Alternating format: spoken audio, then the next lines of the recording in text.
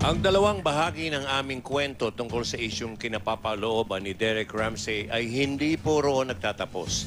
Tiyak na sa mga susunod pang episode ng Star Talk ay marami pang mauungkat at pag-uusapan. Sa ngayon, ang kwentong ito ay nag-iiwan ng mga katanungang naghahanap ng mga kasagutan.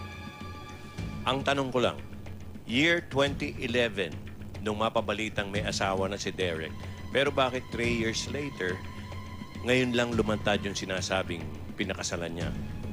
Lolit? Tapos, 5 buwan lang pala sila nagsama. Ba't hindi pa pinawalang visa ang kasal nila? 5 buwan lang yun.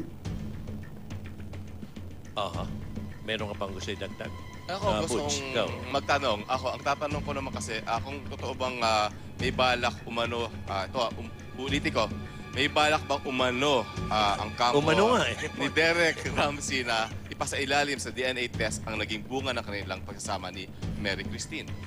And also, based on reports, sumingi siya ng 40 million panasustento. My question is, how was the amount arrived at? Bakit humingi siya ng napakalaking amount of 40 million? That's my question.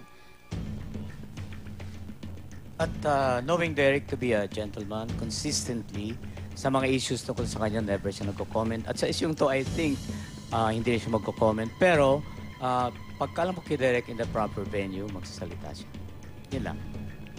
Hoy, gusto ko munang batiin si Charmy, Yan, asawa yan, ni importante yan sa No. kaso eh. Yan, sige. Si Philip Ines, bagong panganak yung asawa niya, no? Oh, pinanganak na Oo. uli. At si Bunny Patillas, birthday pala niya, taga ano yan, yung At ang Mediacom available at Odyssey. Oo. At si Okay. Marie Hugo, happy birthday. Okay, mga kaibigan, katulad nung sinabi namin kanina, simula pa lang ito ng marami pang aabang updates sa kwentong ito. Oo, di ba, Mediacom? Available sa Odyssey. Oh, ayan, importante rin yan sa kaso. Sige. Balik po kami.